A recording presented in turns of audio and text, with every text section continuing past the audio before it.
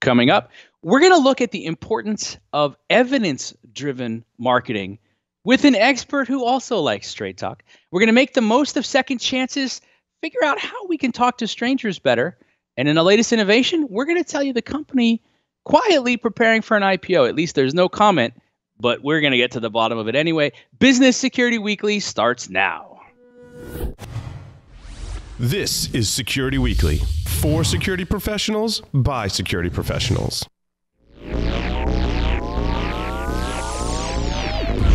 Broadcasting live from G-Unit Studios in Rhode Island, it's the show about security startups, how to secure your startup, and advice for security startups. It's Business Security Weekly.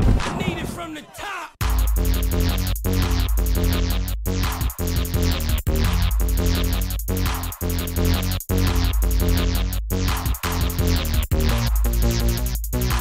Brought to you by, do you have a website, an external presence, employees, an office? Any of these things can be compromised and attacked. How are you defending your assets? Have you penetration tested your public assets? Start 2018 by taking a proactive approach to securing your vulnerable areas. Black Hills Information Security has been helping companies find their weaknesses since 2008. Email consulting at blackhillsinfosec.com and see how they can help you sleep better at night.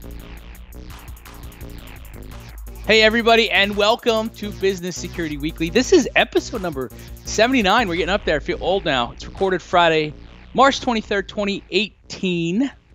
This is the show where we explore the business of security in an effort to better improve the security of business. We want to be your trusted source for articles and discussions and concepts and interviews on leadership, communication, and innovation, of course. I am Michael Santarcangelo, your straight talking guide to overcome friction, translate value to understanding, and get crazy results.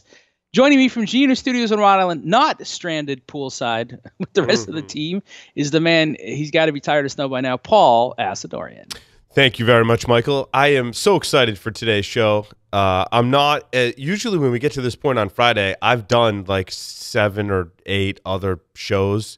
And this week, I mean, I'm pretty tired from traveling and all, but I haven't done a lot of shows, so I'm kind of like, I feel like I haven't filled my quota, Michael. You wound up. You got things like, to say. I do. I got a lot to say. I'm really jazzed up about today's show, even more than usual. Also, fueling that is last week at Secure World Boston and this week at InfoSec World, I probably chatted with 30 or 40 plus different security vendors. About sales, marketing, technology, strategy, security, all kinds of things. So my head is spinning, and I've got lots of great things to share with you, Michael, and our audience and our guest today as well. That's awesome. All right, let me do a quick reminder then before we forget, because it is conference season. Source Boston 2018 is coming up May 9th to the 10th. It'll be downtown Marriott, Boston. We've got a cool discount code. Get you $75 off, SW75, WMKW. If you can't remember, just come to our show notes at securityweekly.com. Check it out. You get a link there to register, sourceconference.com/events/BOS18. And our very own Paul Asadorian will be presenting there. I think the team will be there. So you come meet us, maybe do some hacker trivia, figure it all out.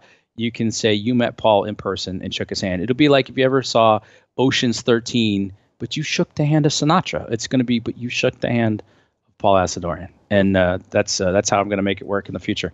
All right, so I'm excited because I came across our guest today, Dan Wheatley, through one of our previous guests, Ann Swarm. And Dan was on an email chain, and it's at StraightTalk. It's all right back, dude. You're at StraightTalk. Like, we got to talk. And it was great. It was a fantastic conversation. What's cool about this, and I'll let Dan tell you some of the story, but he got into what he's doing because he got burned by other people pretending that they were able to do what they weren't. So he's able to actually offer data-driven marketing, and he's got answers to questions. Paul and I were just chatting with him before, and it's great. And so we're going to bring this to you because he's got answers. He's got answers to questions. I just want to point out, some of you watching this are investors. Some of you are in vendors or startups, or you want to get to do startups. And a lot of you are still enterprise security leaders. So what we're going to talk about with Dan in a moment is relevant to you. Think of it in terms of better understanding people that you want to work with and how their marketing can benefit you. But then also think about how this would work for you internally, marketing your programs, collaborating with other people, convincing folks to participate in the programs that you're setting up. It's all the same concepts. So we're going to bring Dan in because of his expertise on marketing. Welcome, sir, to Business Security Weekly. Thank you very much. And yeah, thanks for having me. All right, so I didn't want to give away your line, but I love your elevator pitch where people say, I know 50% of my marketing works. So how do you answer that? Like, I think it's a great way to connect in with people. Yeah, absolutely. So my elevator pitch is always, do you know the saying, I know 50% of my marketing works, I just don't know which 50%. Well, we tell you which 50% works, and then we Yeah. enable you to do more of that which is working. Yeah, that's the part that I love. All right, so it's data-driven marketing. What does that mean? Like, because I feel like now we're in the age of it's evidence-based, it's data-driven. What does that mean when we're talking about evidence-driven marketing, data-driven marketing? Dan, what do you do? We track data and we analyze it and we use it to make decisions is the simplest part of it, which sounds incredibly simple. But the reason that it puts so many people off, one is because it's quite intimidating. I always think that data has a very low glass ceiling, especially if you're doing stuff through your websites or through your social media, or you're looking to track adverts. Even things as simple as UTM parameters, which is just essentially a series of letters and words at the end of a link, which tells you exactly where your traffic has come from. People look at it and go, oh my God, it's this crazy looking URL. That's far too complicated for me and I'll never understand it. And it puts people off immediately. So people always claim they're doing data-driven marketing, but a lot of the time they're just kind of skirting around the edges and not really digging into it and using it for any tangible benefit. So we were talking about a couple examples before we got going. Give us the one, like talk about the company you just helped in Houston or something else, just so people can kind of get a sense of what this could look like.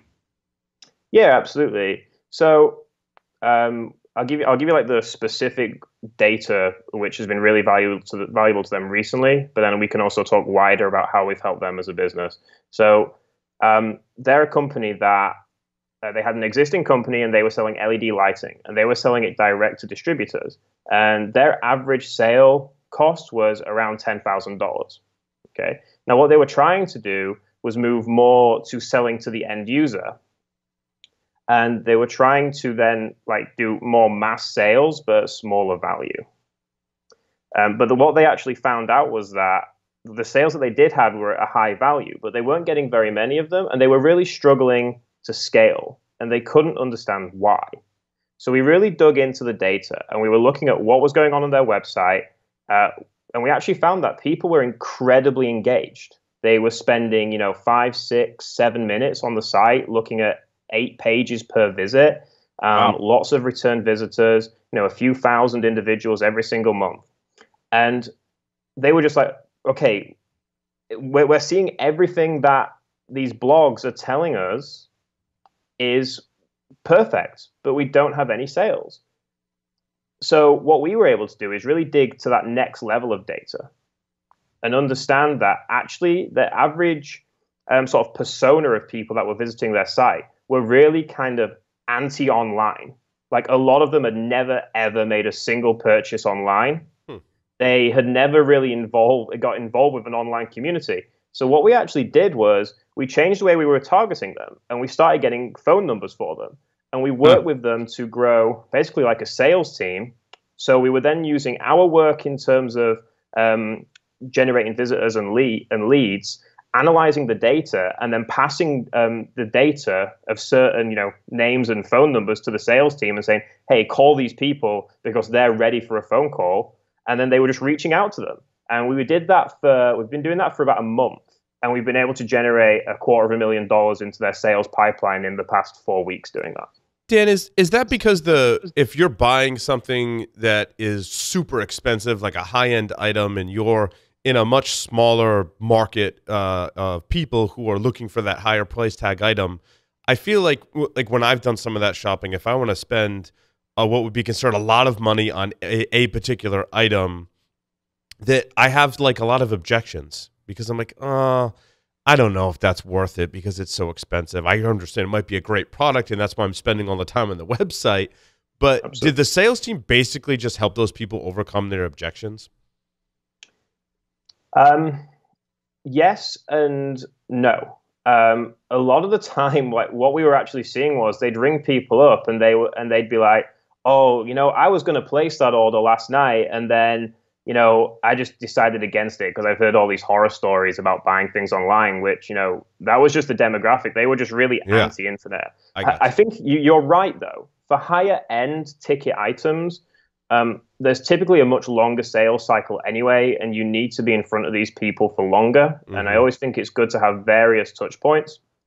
And that's something the data can tell you as well, is like how long is the typical sales cycle from first point of contact or awareness through to conversion, and then what does it look like in terms of building loyalty beyond that initial conversion. And you also need to be using the data to understand, are these people, so are people first becoming aware of me via Google or Facebook, and then say they become aware of you through Google. Okay, but then are they then seeing me and visiting on social media 2 or 3 times? Mm-hmm. And if so, what platform? So, what people don't understand about this is, where are people visiting you at what stage and from what platform?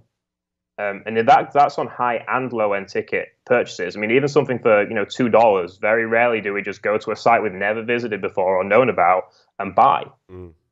It's an interesting point, Dan, because as I'm listening to you, I'm thinking about my own behavior. If you've got a website, I'll poke around, I'll read it. And then if you offer up that you're on Twitter, all right, I'll go look at the types of tweets you're sending out and maybe what you're interacting with. If you tell me you're on Facebook, I mean, I don't do a lot of Instagram stuff, but if it pops up, I'll check it. But I'll go look at Facebook. I'll go look at the reviews. And so what you're telling me is, if you were looking at those particular behaviors and starting to correlate that then to where I was in the sales cycle, you can almost predict at which point you should reach out to me or call me. And if you gave me that choice to say, because like me personally, I'm not sure I want to be called, but I might want to call someone. And by understanding some of those preferences and stuff, you can work with an organization to say, look, the people that you're trying to sell, this is how they're going about what I like to call the journey, less of a funnel. And therefore, this is what we need to measure. This is how you can bring it to conversion. How often, when you're working with somebody, do they have that level of knowledge about that journey beforehand? Or do you find a lot of times you kind of got to start somewhere and help them map that out as you go? I would say that in about 70 to 80% of the cases, we are completely creating that data tracking for them. And that's because it goes beyond just basic. So I hear a lot of, I have Google Analytics on my website, or I have Google Tag Manager on my website, but there's never any analysis of it. There's never anything to really dig into what's happening. And when you start asking questions about things, that they really can't answer them. So I would say 70 to 80% of the time when we are having to make changes or completely rebuild it. No, that makes sense. I mean, like, as I'm sitting here thinking about it myself. So then, a question I asked you before, and I'm going to come back to it. I've kind of wondered, if you're B2B, right? So we're in security today.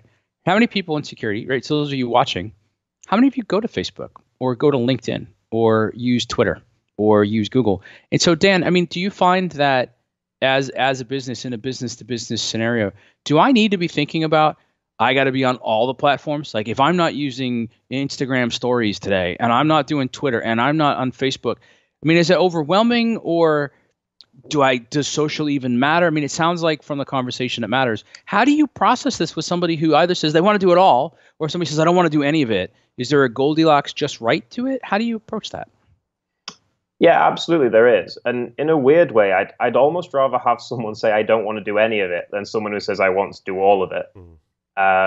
Because, typically what I will find is someone will say, I've read this and I need to be on Facebook, and they'll have a Facebook page. And in my personal opinion is that for the vast, vast majority of businesses, unless you're running paid ads through Facebook, it is a complete waste of time, and I wouldn't bother with it. It's just that simple. If I'm looking to drive traffic and engagement as a B2B business, I would spend the majority of my time on Twitter and LinkedIn being my preference. However, I am very, very big on running paid ads through Facebook, even for B2B. And I think that's incredibly valuable, especially in retargeting. What do you mean Paul, by? I just want to explain real quick retargeting. I had the same exact question, Michael. Okay. So. Yeah. Okay. So I'll give you a classic example. We can talk about NSwarm. Okay, so let's say they have a load of content around artificial intelligence. What I would be doing is I'd be grouping every single person that's ever read a piece of content around artificial intelligence.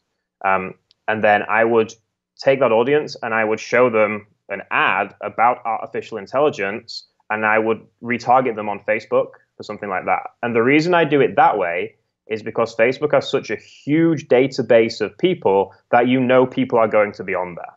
So it's just the fact that I know they're there and I can target them, and I know they're already interested. So that's why I would. And are you then, when you say the retargeting, so that sounds like you're being very specific.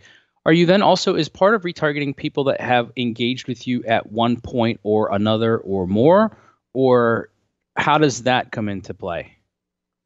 Yeah, absolutely. So what I'll do in any, let's the easiest way to explain this is going to be if you've got nothing and you're starting from scratch. So what I really like to do is, I'm very outbound to begin with, and I'm actually reaching out to people. And I'm trying to just get some sales through the door. And then what I'm doing is I'm reverse engineering the data to understand, are there paths that people who converted took? So for example, when I look at the data of people who made a purchase or signed up versus those that didn't, do I notice that everybody who signed up watched a particular video or they visited a particular page 4 times? Okay. So what I can then do is I can create audiences. For example, okay, show me everyone who has visited say it's a pricing page. Show me everyone that has visited the pricing page 3 or less times.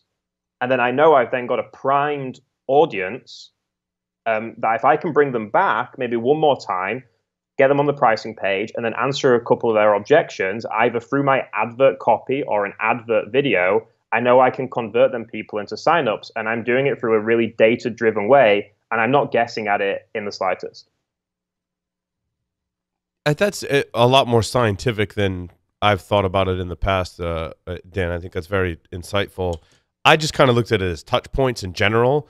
Like, usually you don't get the person or the persona that you're after to take an action if they've only seen your marketing somewhere online once, right?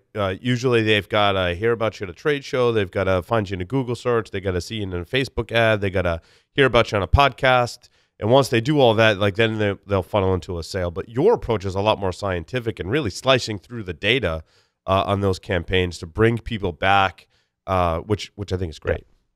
Yeah, and another way that you can cut this is if you're a more mature company that's already got a lot of marketing activity going on, what you will typically find, and I hate the term, but I'll use it, is like unicorn audiences. It's just the worst term in the world.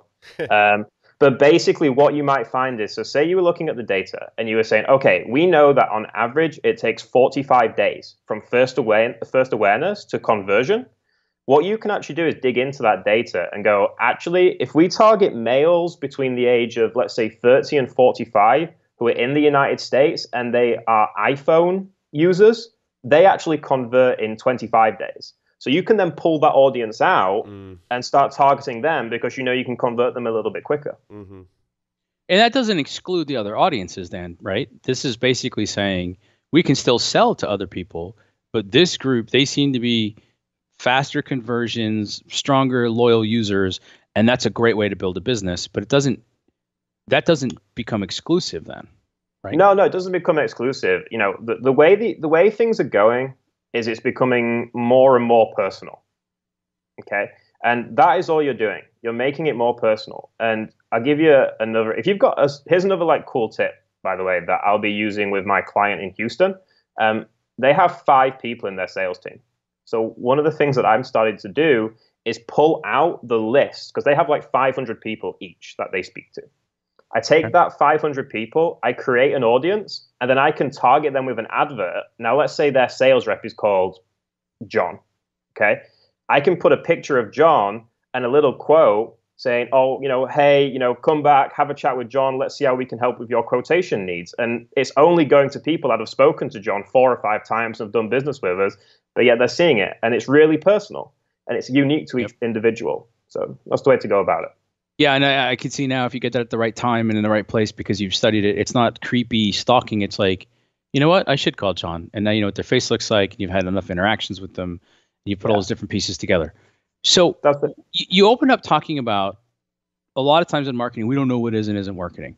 And if we look at the way that people have done advertising, which is a subcomponent of marketing for years, it's always just been, clicks per million or cost per million or views or impressions or whatever else. And what you're saying is we have the ability now to get much more finite, and therefore we can do better with it. So how do you know when it's working? What do you look for? What are the results or outcomes or signals to let you know that you're on the right path? Yeah, absolutely. So a little bit is about experience and knowing what's going to get you started and going in the right direction. But the real simple answer is reverse engineering the conversions that you already have to find patterns. Okay. And then once you do that, because and the reason you do that is because when you're looking into data, and I know we touched on this before this call, is that, I had a call this morning where people were looking at the data and they didn't think it was working and they didn't think it was going in the direction that we wanted it to. But when we actually dug into the data and actually said, well, this is happening because of this, actually it was doing exactly what we wanted to. So the trick is to reverse engineer the data from conversions you've already had, and then you want to move it forward again with a totally new audience and walk them down the same path. Yes. Wow. I got to write some stuff down. Hold on. No, I was going to say, this has got me, Dan, you've got me thinking, and I'll say this too, and Dan, I probably recommended the book to you, but we recently did an interview with Sean D'Souza of The Brain Audit. And he breaks down the sequence of marketing and sales into 7 bags, 7 things you need to be able to do. And I would love to overlay your experience and approach with those 7 bags, because I got to think at that point, anybody who's able to do those, that's an automatic home run. Because a lot of what you're saying hints at some of the stuff that he does, but you're saying, but I'm going to go look at the data. And what I always, in fact, let me ask you this. I saw somebody one time suggest Facebook and LinkedIn are analogs, and Facebook is cheaper than LinkedIn. So go figure out your retargeting and your segmentation on Facebook. And when you think you got it dialed in, then just use that same settings on LinkedIn, and you'll get the results you want on LinkedIn without having to spend as much money. Good advice. Stupid people, like this is like one of those, it's on the internet, so they can't be wrong. Like, how do you look at the connection between the platforms? Yeah. So I think it really depends on the business and what you're trying to achieve at the time. I'm a huge fan of LinkedIn, especially to get things turning and build up an audience. People always say, you can do it cheaper on this platform. But whenever I look at these things, whether it's LinkedIn ads or Google pay-per-click, I always think there's a reason why people are willing to pay this much. And I'm always interested as to what is that reason. And often it's because there is a real financial incentive behind whether it's a particular search or targeting a particular audience. So I'm more of a fan of using Facebook for lookalike audiences and retargeting. But if I'm going to get started, I will nearly always start with LinkedIn, just because I think it's a very good platform for building an organic audience. I like the algorithms that they've got. I think they make it very easy at the minute to expand your reach to people in a very short amount of time. And by that, I mean, like, if you're posting like every day and interacting with people, you will start seeing people in your second and third connection audiences engaging with your content within 4 or 5 days. Or you can see that, should I say. Wow. I am learning so much. So look, I always like to look at the different perspectives. So if I'm an investor, Dan, and I've got companies that I've invested in, at some point I might nudge them and say, hey, have you guys thought about marketing? What are some things I should think about? Beyond the obvious of, hey, I should call Dan and get some StraightTalk marketing. But because I think a lot of times it's what I've seen with a lot of startups is, I know a guy. Oh, my cousin does marketing, or so-and-so does this. And they might be awesome. But a lot of times you look at them and you're like, I'm sorry, where did you get your marketing experience?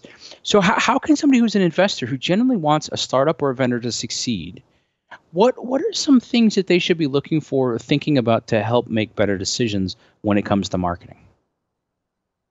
Absolutely. And, one of our core clients is investors who ask us to go in and almost act as an insurance policy for their investment.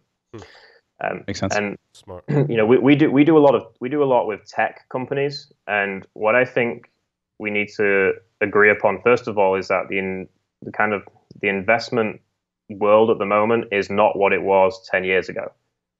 10 years ago you could get tens of millions of dollars in investment and nobody would kind of be thinking about getting it back, or they just kind of hope they did. And a lot of people lost a lot of money doing that.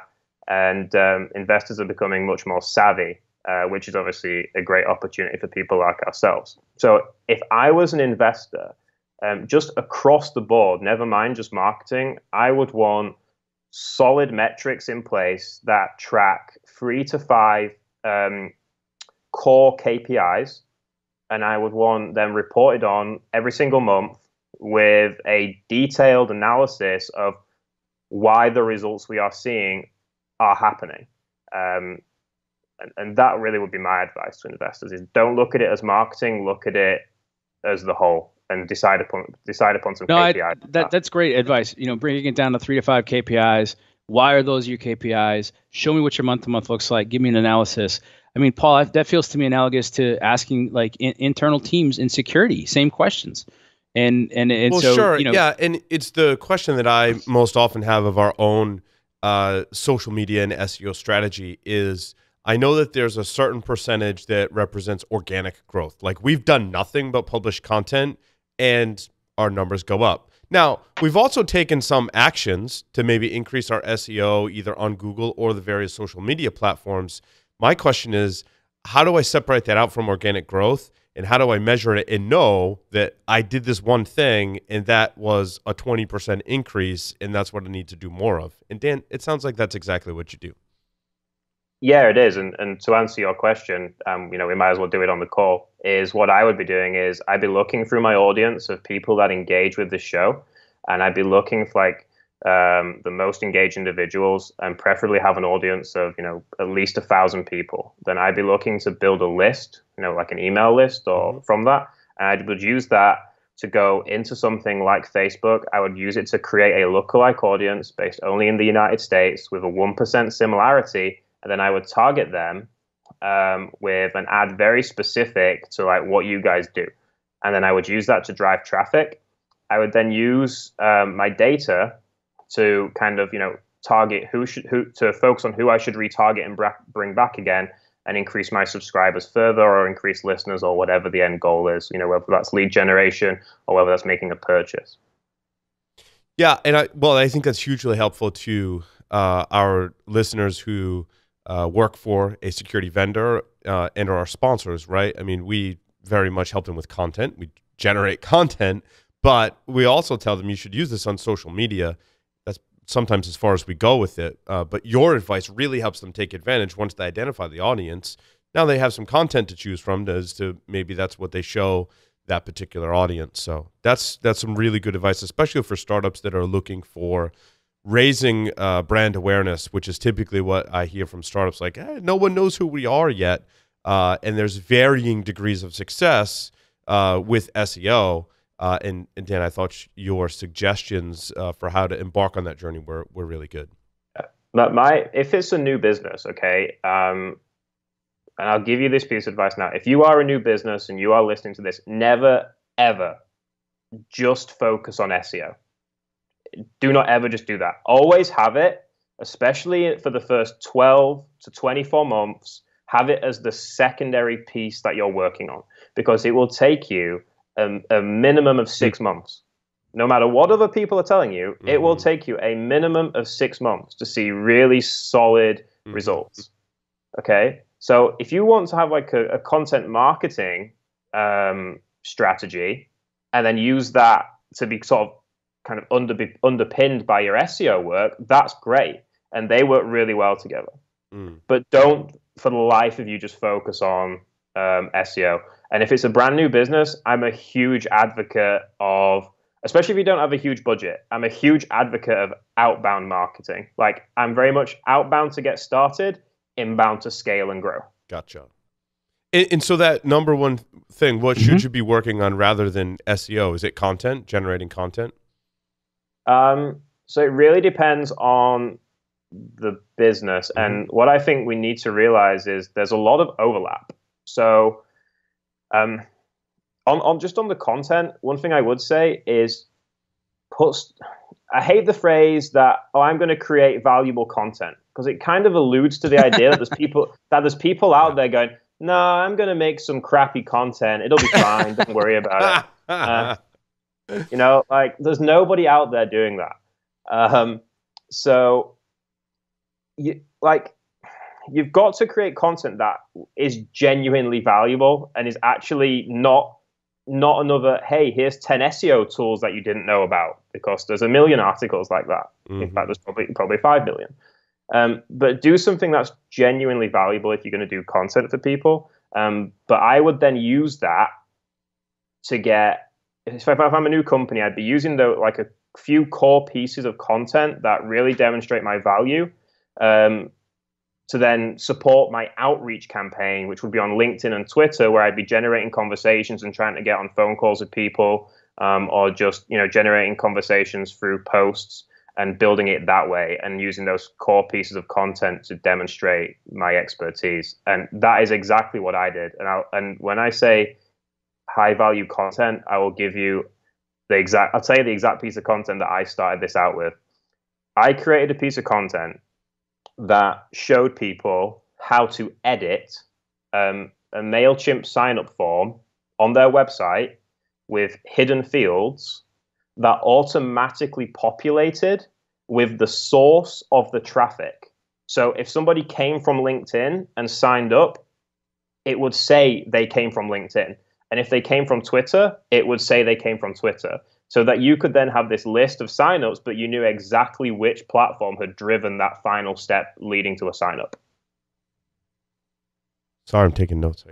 I was going to say, my head is swimming with so many ideas. Like, now, Dan, I want to ask you even more questions. Well, so here's the thing. And you hit the nail on the head, Dan, because so many people I've talked to over the years, when they say content marketing, they're like, well, we're just going to create content and it's going to be so great that the masses are going to come flock to us and we're going to be instantly popular. And what Dan's saying is, nope, it doesn't work like that. You have to have very focused content that's about your value, and then you have to go take it to people.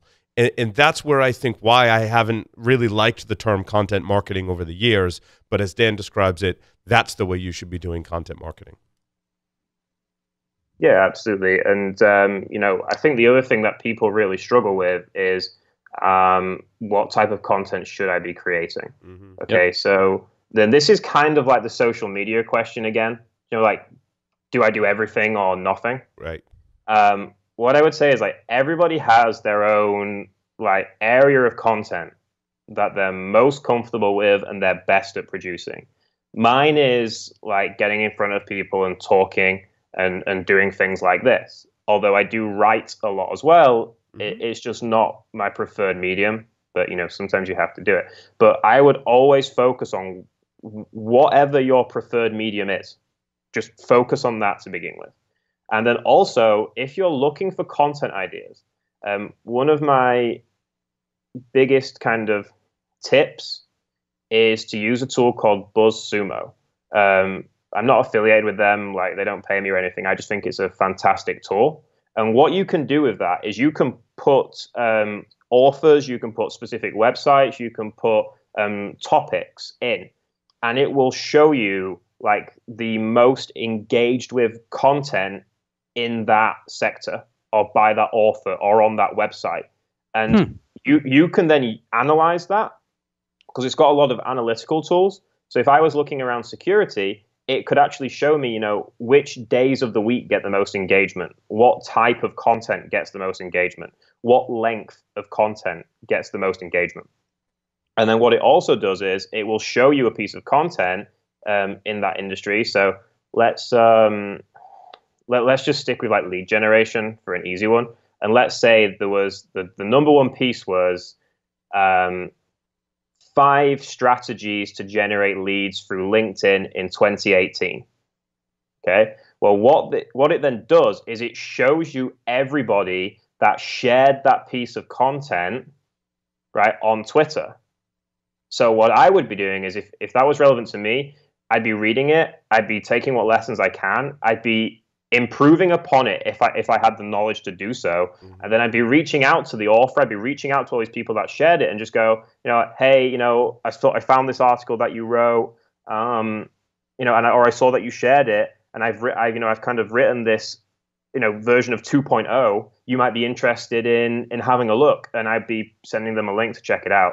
And I've had really good results doing that. Like I've messaged people who've written for like the Harvard Business Review, and they come back to me and they've given me tips on what they liked about my article, what they didn't like about it, how to improve it. So you'll normally find people are quite open. I love it. Dan, awesome. If we've got, where can people find you? Because obviously, I mean, we've gone overtime, and I've loved every minute of it. And I know Paul and I would keep talking with you, and hopefully we will. But if people have questions or they want to reach out to you, where do they find you? They can find me at straighttalk.agency, or they can email me at dan@straighttalk.agency. Or I'm sure if they get in touch with you guys at the show, you'll put. I will happily make an introduction. Absolutely. Yeah. And I'm always happy even if people just want to say, I'm doing this, what do you think? I'm not sure if it's quite working. I'm always happy to have a conversation with people. No, it's perfect. No, and look, we always like to encourage our audience. So you know how to get in touch with Dan. Obviously, you can get in touch with Paul and I. A lot of you have not been shy about emailing, and don't be shy. Let us know. And if you've got more questions for Dan or things that you want us to be able to cover, we'd be happy to bring Dan back in the fall, and we'll talk about some updates and some other things to think about that you guys have taken a look at, or stuff in the world of security. I also want to end it with this because we're about to take a quick break. But think about the impact that marketing has on you, and if you'd prefer, if somebody was able to tell you what you wanted, what you needed, what you were looking for, if you could find that when you wanted it, how much better that would be instead of some of the fumbling and bumbling we see. And that's why we brought Dan on. Dan, thanks so much for being part of Business Security Weekly. And with that, you can check us out, securityweekly.com. We've got a wiki. It's got our show notes.